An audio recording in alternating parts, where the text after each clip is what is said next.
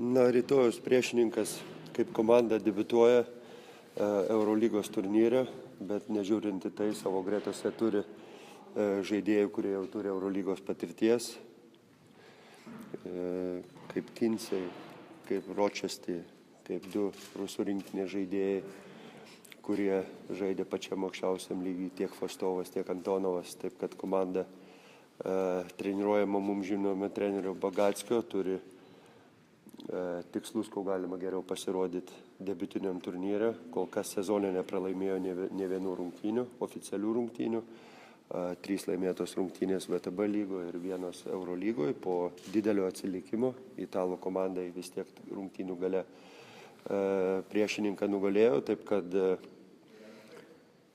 eilinį kartą sakyti reikia, kad laukia priešininkas, kuris stengsis nustebinti Eurolygą šiais metais, o mūsų reikalas pradėti Eurolygos sezoną namie pergalę. O jų žaidimo braižas koksai yra? Aš galvoju, kad labiau dominuoja vis tik tai perimetro žaidėjai, nes tikrai labai aktyvūs tiek Rochester, tiek Kinsey, tiek Fostovas, kurie pagrindė daro visą žaidimą arba kuria tą žaidimą ir baltarusių centro puolėjas, kuris paskutiniu metu tikrai demonstruoja gerą formą, Parachuski, užbaiginėja gerai, pereitose rungtynėse buvo antras puolėjo rezultatyvumo žaidėjas, taip kad turi tikrai tvirtą ir aukštą vidurio puolėją, bet vis tik pagrindė visą žaidimą daro perimetro žaidėjai ir sukurdami progas kitiem ir patys pelnydami taškus, taip kad čia mūsų perimetro žaidėjams bus tikrai didelis uždavinys visą tą reikalą sustabdyti ir uždaryti ir suvesti tas pastangas priešininko iki ko galima mažiau. Kokius privalumus turi Žalgiris prieš šią komandą? Aš galvoju, kad mes vis tik tai savo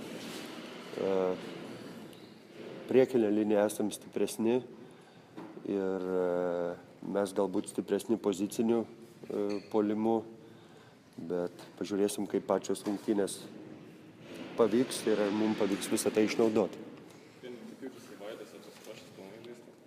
Aš labai džiaugiuosi, kad ta pirminė trauma nepasitvirtino kaip kažkokia sunki, žaidėjas nepraleido ne vienų treniruočių ir pasiruošė žaisti rytoj rungtynėse. Visi sveiki? Taip.